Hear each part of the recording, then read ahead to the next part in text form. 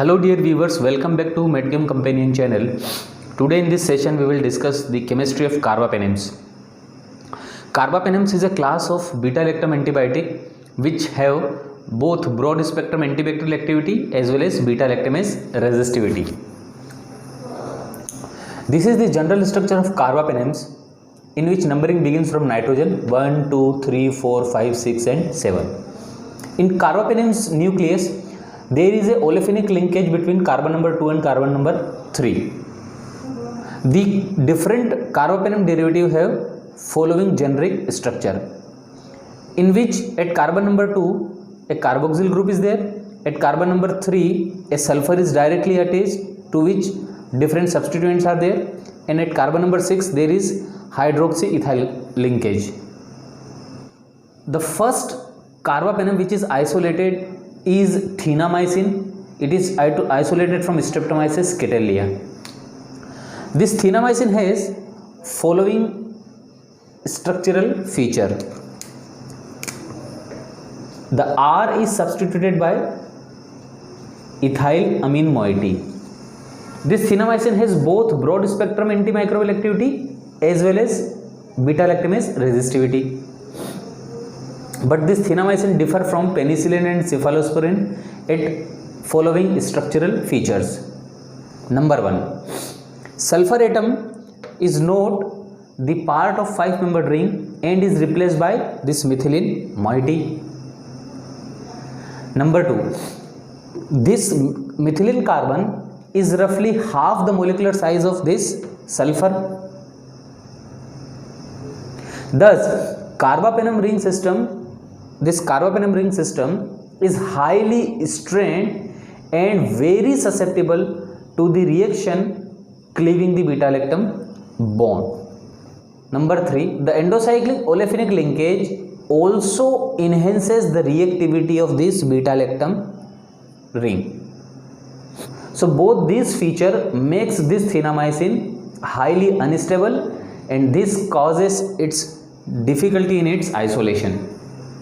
Point number 4, sulfur atom is attached to carbon number 3 as a part of functionalized side chain. Point number 5, this amino group present at the side chain act as a nucleophile, and this amino group makes this thinamycin as a self-inactivating molecule, because this amino group attack the beta-lactam ring of another thinamycin molecule and break down this beta-lactam bond.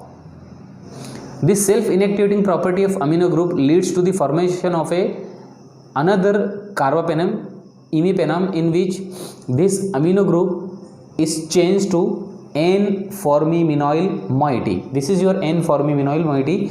This N-formiminoyl moiety is less nucleophilic as compared to your amino group.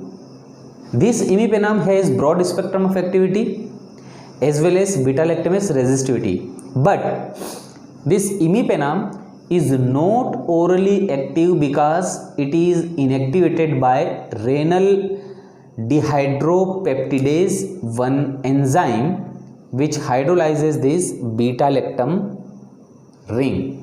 So imipenem is sensitive to this renal dehydropeptidase 1. So an inhibitor for this enzyme, cilastatin, is co-administered. Cilastatin, which is an inhibitor of this renal dehydropeptidase, is co-administered with this imipenem to protect this imipenem nucleus. This potent combination of imipenem and cilastatin is used for treatment of serious bacterial infection caused by gram-negative bacilli, Staphylococcus aureus. The second carbapenem which is semi-synthetically developed after imipenem was meropenem.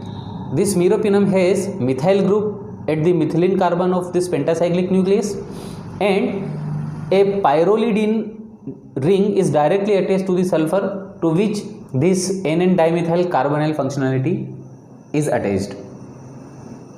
This methyl group makes this carbon 4 as a chiral carbon, and this methyl group provides resistance to the hydrolysis by dehydropeptidase 1. So this meropenem can be taken as a single agent. There is no need to co-administered cilastatin with this meropenem because this methyl group already provide resistance against this dehydropeptidase 1 enzyme. The carbapenem which is developed after meropenem was doripenem, which has NHSO2 NH2 group at this position, and all the structural feature remains as such as that of your meropenem. This methyl group provides doripenem resistance against dehydropeptidase, renal dehydropeptidase 1, and this doripenem is considered more potent against these Pseudomonas species. So this is all about your carbapenems. I hope you understand the concept. Thank you.